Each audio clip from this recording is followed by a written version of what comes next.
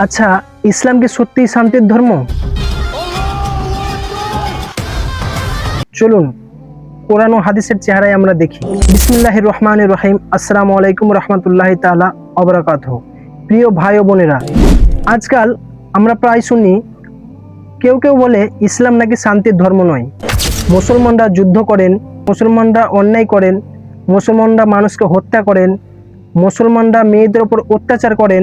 আচ্ছা, আমরা কি সত্যি ইসলামকে তার মূল শিক্ষা দিয়ে দেখি? ইসলামকে আমরা তার মূল শিক্ষা দিয়ে বিচার করি, না কিছু মুসলমানকে দেখে আমরা ইসলামকে বিচার করি? আপনারা বলুন তো, যদি কোনো ডাক্তার ভুল করে তাহলে কি আমরা পৃথিবীর সমস্ত ডাক্তারকে ভুল বলি? যদি কোনো মাস্টার ভুল করে আমরা কি পৃথিবীর সমস্ত মাস্টারকেই ভুল বলি? যদি কোনো হিন্দু ভাই যেরকম বিজয় মালিয়া দেশের একটা বড় সম্পদ নিয়ে চলে যায়, তাহলে আমরা কি প্রত্যেকটা হিন্দু ভাইকে চোর বলি?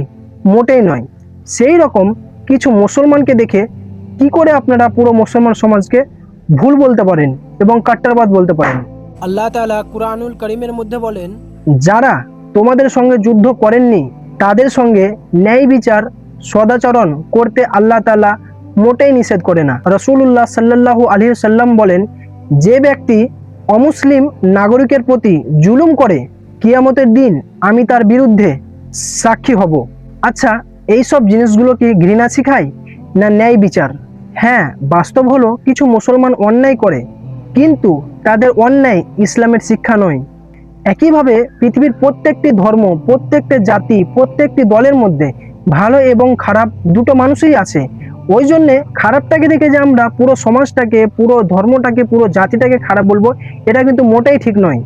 তাই ইসলামকে জানতে হলে কিছু মুসলমান নয়, বরঞ্চ কোরআন এবং হাদিসকে পড়ুন এবং তা নিয়ে রিসার্চ করুন।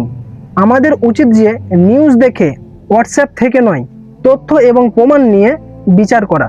আল্লাহ তাআলা আমাদের সবাইকে সত্য বলার এবং সত্য জানার তৌফিক দান করুক। আসসালামু আলাইকুম ওয়া রাহমাতুল্লাহি তাআলা ওয়া বারাকাতুহু।